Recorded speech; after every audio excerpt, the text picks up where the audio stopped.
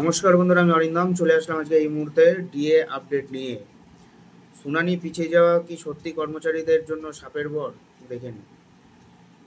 Supreme কোর্টে মহার্ঘ ভাতার মামলা শুনানি আরও একবার পিছিয়ে যাওয়ায় বহু রাজ্য সরকারি কর্মচারী হতাশ হয়েছেন। কিন্তু কনফেডারেশন অফ স্টেট গভর্নমেন্ট এমপ্লয়িজের সাধারণ সম্পাদক মলয় মুখোপাধ্যায়ের মতে এই বিলম্ব আপাত দৃষ্টিতে খারাপ মনে হলেও এর পেছনে কিছু অঙ্ক রয়েছে যা কর্মচারীদের জন্য শাপে বর হয়ে উঠতে পারে। কিন্তু কিভাবে, জেনে নিন ওনার ব্যাখ্যাটা। প্রথমেই মনে রাখা দরকার, শীর্ষ আদালতে মামলা লড়ার খরচ বিপুল। রাজ্য সরকার যেখানে কোটি কোটি টাকা খরচ করে দেশের সেরা আইনজীবীদের নিয়োগ করছে, সেখানে সরকারি কর্মচারীরা নিজেদের বেতনের টাকা থেকেই চাঁদা তুলেই আইনি লড়াই চালাচ্ছে। মলয় মুখোপাধ্যায়ের মতে শুনানি 2 সপ্তাহ পিছিয়ে যাওয়ায় মামলাকারীরা এই বিপুল খরচ জোগাড় করার অত্যন্ত প্রয়োজনীয় কিছুটা সময় পেয়ে গেলেন। এটি এই বিলম্বের সবচেয়ে ইতিবাচক দিক।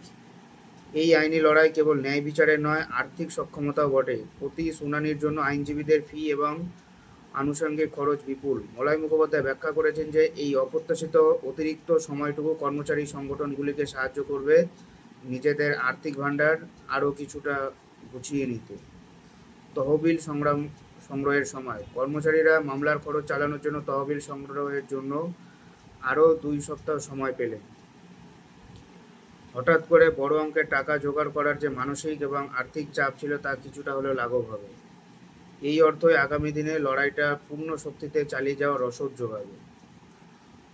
শুধু আর্থিক দিক থেকেই নয়, কৌশলগত দিক থেকেও এই সময়টা মূল্যবান। রাজ্য সরকার বারবার মামলা দীর্ঘায়িত করার চেষ্টা করছে বলে অভিযোগ উঠছে।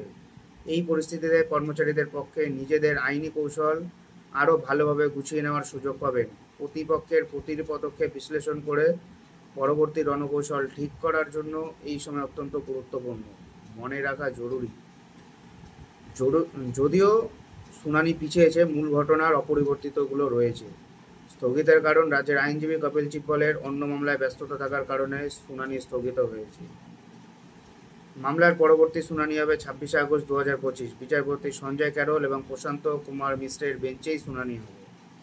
আপাতত হতাশার মধ্যে এই বিলম্ব সরকারি কর্মচারীদের আইনি ও আর্থিক প্রস্তুতিকে আরও মজবুত করার একটি অপ্রত্যাশিত সুযোগ এনে দিয়েছে, যা দীর্ঘমেয়াদী লড়াইয়ের জন্য সুবিধাজনক হতে পারে। সো বন্ধুরা, এটাই হলো আজকের আপডেট। এরকম আপডেট পাওয়ার জন্য চ্যানেলটা সাবস্ক্রাইব করে আমাদের পাশে থাকুন। দেখা হচ্ছে পরের ভিডিওতে। ভালো থাকবেন সবাই। নমস্কার, জয় হিন্দ, বন্দে মাতরম।